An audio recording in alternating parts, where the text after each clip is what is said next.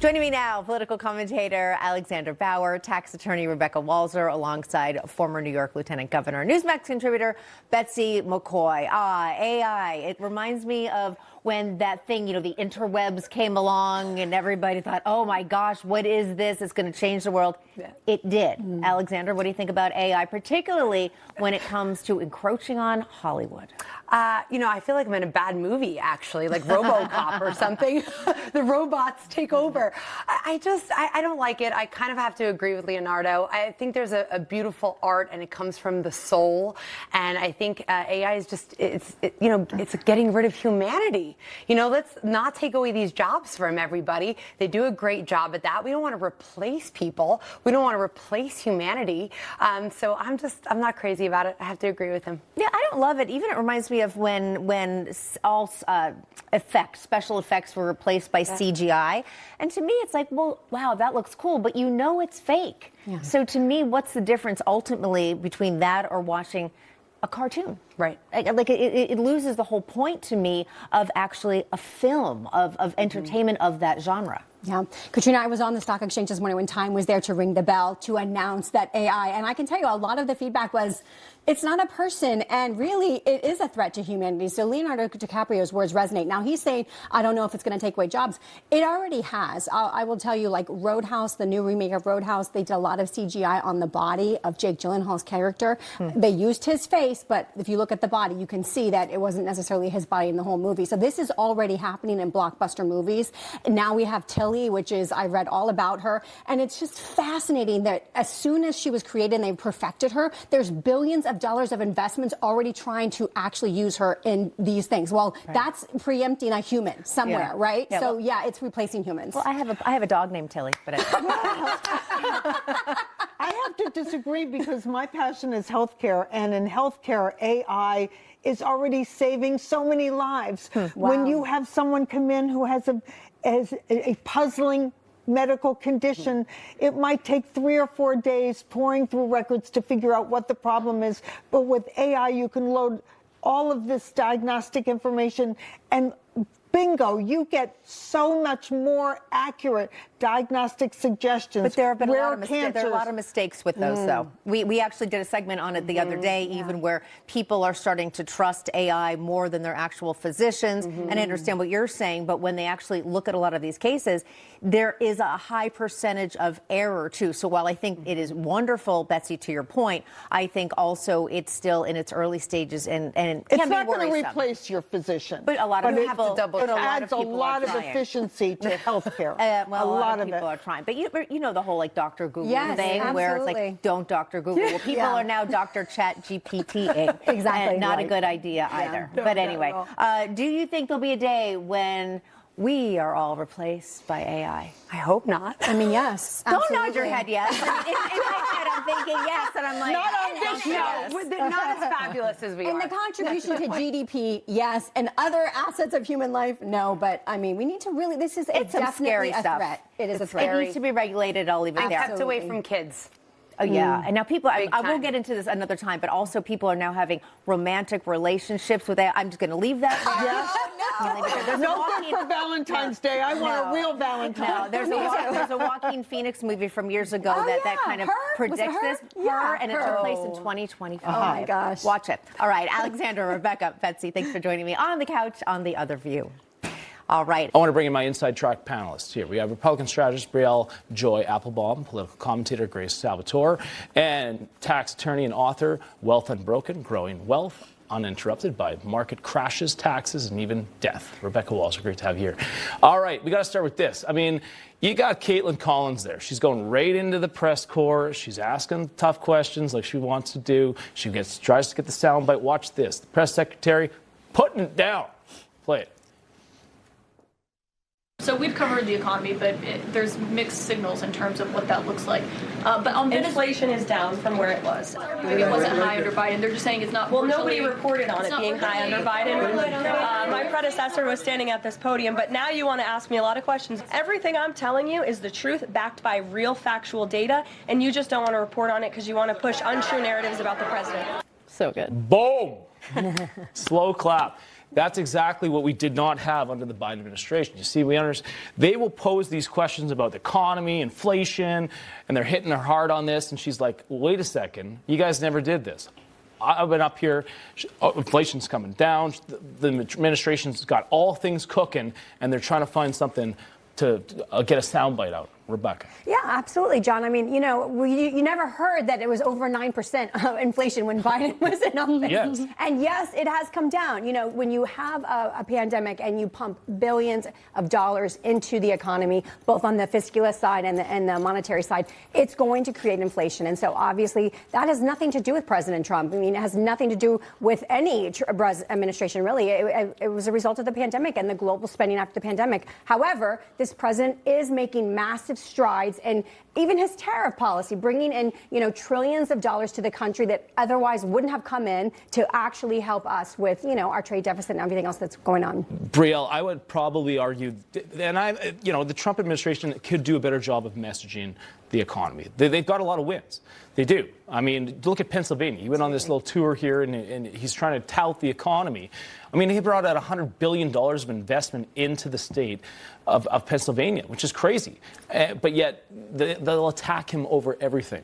Look, the president's administration doesn't have a problem with messaging. What they do have a problem with is the legacy media. American voters do not trust traditional legacy media anymore. They trust their pocketbooks. They trust their pennies, especially when they're counting them going to the grocery store every day. Yeah. Grace, I would argue that they get caught up in a lot of this deflections. Yeah. I mean, to your point, the left-wing media brings up a lot of these storylines that they have to defend, and they spend most of their time trying to defend the Secretary of War, rather than trying to explain to the American people how, come tax time, they're going to save money because of the big, beautiful bill. Absolutely. I think there's nothing in that soundbite that the American people don't actually already know. Agreed. I think what I love watching about Caroline Leavitt is her ability to work and take these people to task, specifically Caitlin Collins, and I would watch it any day of the week. Watch this. So if you want advice on the economy, who are you going to go to? Maybe Jasmine Crockett, because now she's going to run for Senate, and she doesn't like her state. Let's play that soundbite. Watch this. If the president cannot keep my name out of his mouth, then who is it that would be better to make sure that they are in the U.S. Senate to hold him accountable? I am the one that he is afraid of. I am the one that the Republicans fear. They can say that they don't, but my governor cannot stop tweeting about me. You think President Trump was worried about Jasmine Crockett, and she runs for Senate? Rebecca, what do you think? The politicians having a higher opinion than themselves. This goes back to the origin of time. But it does offend me massively that a politician would come on a national news program and literally say, if the president cannot keep my name out of his mouth. He is the president of the United States, and he has a right to call out anybody on anything that they're doing that is not correct. And I don't agree with her politics. And why do you want to represent the state of Texas if you don't even like the state? I think that should be a fundamental requirement. Patriot first, love the state, yes first. Those are the first prerequisites. So I think you're disqualified. We saw this with Afton Bain, right? In Tennessee, she hated her state and she lost. Look, let me tell you what the president cares about. He cares about the 500,000 children in foster care. He doesn't care about one of 432 members of Congress right now. He cares about the Americans that are losing their health insurance right now. He's generating more revenue for America right now than any other president before in our history. Right. And he cares about human beings, not just one woman who thinks she's running for Senate in Texas. I brought this up earlier this week. The Fed dropped the rate, right? Again. This is now, what, the third time that Trump's got it in 10 months. Yeah. In 10 months. You know how many times Biden got the Fed rate dropped? In 4 years, 4 times. 4 times in 4 years. So give the guy a little bit of grace here. But this is time, too. It takes time. Give it some time to work through the system. Exactly. Is this not their playbook, though? They're like, well, the grocery prices aren't coming down fast enough. Right. 100%. Look, Jasmine Crockett is not Will Smith. Right? That's not a line that she can pull, in my humble opinion. So I was thinking, I'm like, wait, I've heard this before. Will Smith, Dems have not won a statewide election in Texas for over 30 years. This is not the sort of swagger that she's allowed to have in this state, in my opinion. How does she think she's going to win without Trump voters? She doesn't want Trump voters. She's How like, does I don't she think need she's going to win without Texas voters? I don't need them. Without Texas voters, without Republicans. How is she going to do it? I don't get it. Look, I think she's going to do it with a little bit of delusion and a lot of narcissism. That's what it takes to be a politician running as a Democrat in Texas right now. They'll probably spend $1 billion on it, too. Yeah, of course. Let's get to this, though. I mean, Trump is trying to fix up other Democrat cities' problems. Yeah. Look at Chicago. I mean, they got the transit system there. There's problems. He wants to go in and he's going to he's going to take away their federal funding if they don't clean it up. I like this idea. I mean, I live in New York City here. I'm on the subway. It's like a homeless shelter going on the subway. And why not? Why cannot these cities figure it out themselves? Why did the federal government, he shouldn't have to step in, I guess is my point. I just want to say, we just had oral arguments recently at the Supreme Court talking exactly about this. Does the president have the right to overturn an administrative head? And in this case, we're talking about the FTC commissioner. Yeah. And, you had the liberal justices kind of saying, well, it can't be, a king. We didn't hire elected king. But another justice made the point, if the president of the United States, who's the chief executive, cannot displace another executive branch, then and this is an unelected person, by the way, where the president is the commander-in-chief and is elected, then what kind of banana republic do we have? It makes so we have to have that authority vested in the president, John. Becca killed it, crushed it. Go ahead. Accountability. Yeah. Period. End of story. There has been zero accountabilities with rising crime rates in Chicago for the past 3 decades. That is not a place where American businesses want to be. Look, I'm in Miami now. I can tell you that Ken Griffin's moved on down, and nearly every major financier and job creator is coming to Florida. That's right. It's a better place to do business than Chicago is. Final thoughts. Yeah, let's just run through the stats a little bit here, right? So fiscal year 2025, bus worker assaults in Chicago, 9 times the national average, right? Rail assaults have spent years above the national average. Rider attacks are up 150% over the last 5 years, and they are at 5 times the national average. And this conversation was catalyzed by a 26-year-old woman being burned alive on the Chicago subway system. Fix it, right? It shouldn't take this sort of a terrible event to see federal action. I totally agree with you. And this is the problem. And they'll say, well, hey, stay out of our backyard, stay out of our neighborhood. What? But you pay for it. You're paying for it. This is your taxpayer. This is the public transit system there. We got to leave it there. Brielle, Grace, Rebecca, we got another round of this coming up here at 11 o'clock. So, all right, stay with us. I want to bring in now my 2 special guests for the next 2 hours. Brielle Joy Applebaum, Republican strategist and general partner at the Inspire Capital, along with Rebecca Walser. Always great to have you here. She's with financial advisor and tax attorney. All right, so you were listening to that conversation. Let's focus in on Minnesota. What do you think of what's going on there? We're now exposing what this scam was. And the Somali community, I get it, they weren't all involved in it, but at the same time, a good majority of these suspects were of Somali descent. Yes, John. If you look at just one program, the program that was related to autism, it went from $3 million in funding in the Somali community, we're specifically talking about, to $399 million in the last 5 years. So this is a massive statistical outlier. Huge. Any federal government could have run any kind of statistical test to say what is a massive increase in government spending that any city has had in the last 5 years since COVID, and you would see this. This would be at the top of the list. This would be an outlier. And so it really upsets me to see the governor go on there and act like this isn't all legitimate. There's nothing wrong, and then to start talking about holding white men accountable and is making this racist. I mean, the American taxpayer pays with green dollars. Yeah. It is not black. It is not white. It is not brown. It is not from. We are paying with green dollars, and we want to know where our dollars are being spent. Not only that, I mean, you had Omar out there. She was saying that she was playing the victim again. She said, hey, stop attacking the Somali community. Okay, but the Somali community was at the heart of all of this. But what do you think that, I mean, Trump was going to go in there. He was going to try and reel out the cause of this. And I think it's probably going to be a ripple effect.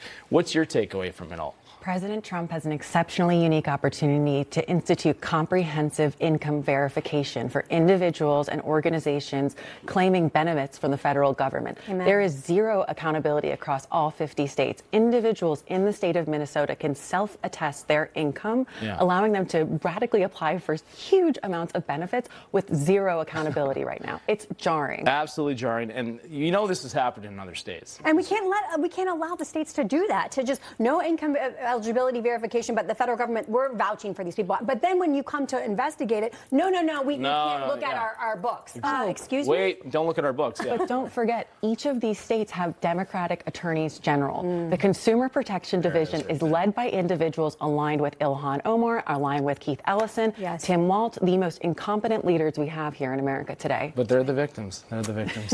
Gotta leave. I'm not laughing, but it's just, if it's not, if it isn't so pathetic, it's sad. It's too funny. All right, okay, coming up next, we got this. All right, round two, Inside Track. Let's go. We got a great panel here. Republican strategist, general partner for the Inspire Capital, Brielle Joy Applebaum, a financial advisor and author of Wealth Unbroken, Growing Wealth Uninterrupted by Market Crashes, Taxes, and Even Death. Rebecca Walser. Also joining us is the director for the Dissident Project and political commentator Grace Salvatore. Great to have you all here. Let's start here. Minnesota Governor Tim Walz. He's back at it, shifting the blame from all that fraud happening in the state and the Somali community. Well, now he's the victim. Watch this. Look, it's not law-abiding citizens. If that were the case, there's a lot of white men should be holding a lot of white men accountable for the crimes that they have committed. I think it's asking us then, for every crime, which of course the majority being committed by white men, asking us to do more about that. I think it's crime in general, and I think the biggest thing on this is just making sure that we're educating the population. Sounds right. I mean, white men were the problem. He goes on X. He doubles down. Watch this. He admits that the state's broken and is taking advantage of these fraudsters. And Walz is. Let's just open it up to discussion. Yeah. It's unbelievable that he's shifting the blame. Instead, it happened on his watch, and he had whistleblowers to attest to this. It did. Yes, it did happen on his watch, and I think we should get to the numbers to talk about sort of the scale of the malfeasance so that he can't be off the hook, right? So this housing program was supposed to cost $2.6 million a year, and it has cost Minnesota taxpayers $104 million over the past year. The culturally appropriate autism therapy for Somalis, if you can believe it. I'm thinking about Trump. I'm like, I don't even know what that is. Was supposed to cost $3 million and actually ended up costing $400 million to the taxpayers of Minnesota. And so Republican reps have been sounding alarm bells for years. And the question really is Walz going to continue to let taxpayers be ripped off by people who pledge allegiance to terrorist groups overseas, who refuse to assimilate into Western culture, and who defraud Americans of billions of dollars? I couldn't agree with you more. Rebecca, you look at this, and now there's probably going to be a microscope on it in a lot of different states, I would imagine. They're going to look into, maybe not the small community, but there's going to be some fraud.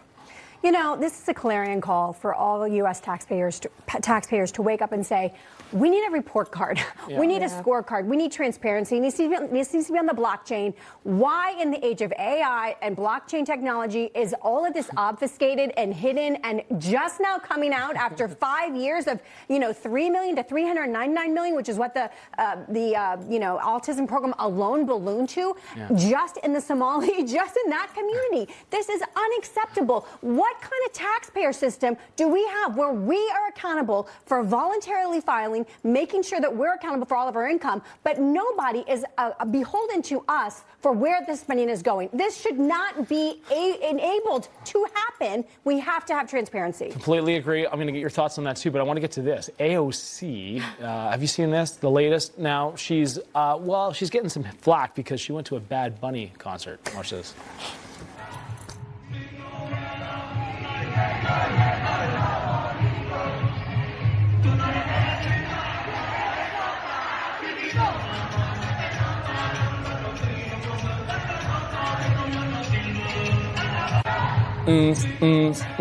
She had fun. I mean, it looked like a fun concert. $50,000, and it was on vacation. This is her campaign money that she used. You're up. Radical violation of campaign finance law. Crazy, right? No, you cannot use your campaign dollars, hard-earned and hard-spent dollars by the American taxpayer, to go abroad, to party with Bad Bunny. And I think you're actually missing the little message between the trees here, which is Bad Bunny refuses to perform in the United States because of our current immigration policy. AOC is signaling to the American public and New York voters that she stands with opposition to American government on a regular basis, especially by attending this concert. And Bad Bunny of all concerts. I mean, isn't he doing the Super Bowl? I mean, he's not going to perform in America, but he's going to do the largest show on earth. Okay, I'm sorry. Like, what kind of politicians do we have that don't think they need to go to people that are patriotic, like patriots? Like, you're anti-American, and she's supporting it as a sitting U.S. Congressmember. I just can't understand. I can't understand. I agree with you. Last thoughts. Yeah, absolutely. So in my work for the Dissident Project, I really get to see firsthand what socialism and communism does to young people from Venezuela and Cuba and Eritrea and North Korea and China. And so spare me the sort of, routine when you're flying first class to Bernie Sanders' Fighting the Oligarchy tour. It's absolutely ridiculous. She could be the next Democrat presidential candidate. We'll see. We got to leave it there. Brielle, Joy Applebaum, Rebecca Walser, Grace Salvatore. Great to have you. Thank you. Inside Track. All right, quick